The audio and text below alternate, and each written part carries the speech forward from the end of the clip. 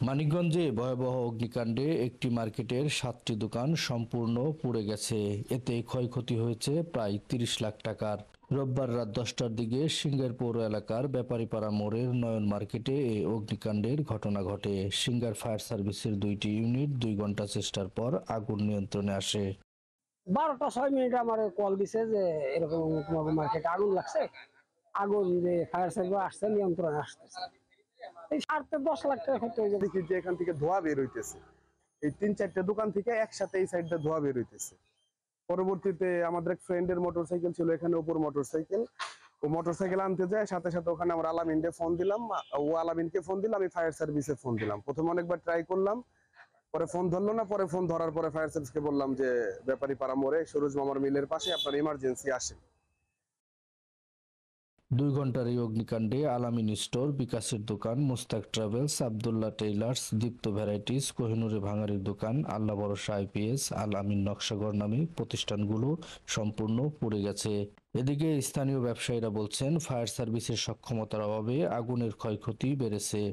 পর্যাপ্ত পানি না থাকায় দ্রুত নিয়ন্ত্রণে আসেনি আগুন।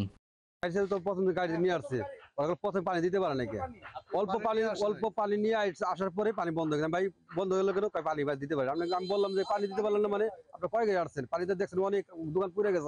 কয় ভাই এখন পানি যেটুকু আমরা আনছি সেটুকু দিতে পারছি, তখন আমরা কি করি, পরে আমরা লাস্টে ওদিক দিকে পানি, ওরা মাইটেল থেকে পানি আনার ব্যবস্থা করছি।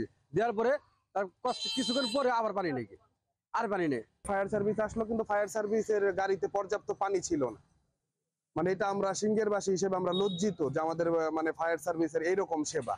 পরে আমরা আশেপাশে পুকুর টুকুর দেখাই দিছি, পর্যাপ্ত পরিমাণ মানে তারা পানি না আনার কারণে এখানে আগুন তারা আরো আগেই ক্ষতি বেশি হয়েছে। ফায়ার সার্ভিসে তাদের ফুল লুটের পানি থাকবে।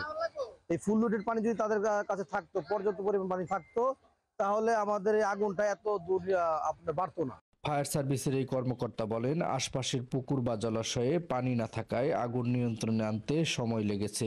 একটা গাড়ি হচ্ছে 1800 লিটার, ঠিক আছে, যে বড় গাড়িটা আমরা যে কোনো দুর্ঘটনা ওই গাড়িটা নিয়ে মুভ করি, ওখানে 1800 লিটার পানি আমরা দুর্ঘটনা অগ্নিকাণ্ডে আমরা প্রয়োগ করার পরে যখন শেষ হয়ে যায়, তখন আমরা আবার পানির উৎস খুঁজে বের করে সেখানে পাম্প সেট করে আমরা অগ্নি নির্বাপন করি।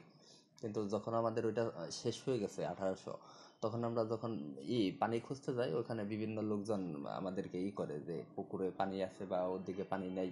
পুকুর খুঁজতে খুঁজতে মানে আগুনটা একটু বড় আকার ধারণ করে। মনে করি যে সিঙ্গারে পানির খুব সংকট। শুধু এই স্পটে না, আমরা বিভিন্ন স্পটে যখন কাজ করতে যাই তখন দেখি যে আশেপাশে কোনো পানি নেই।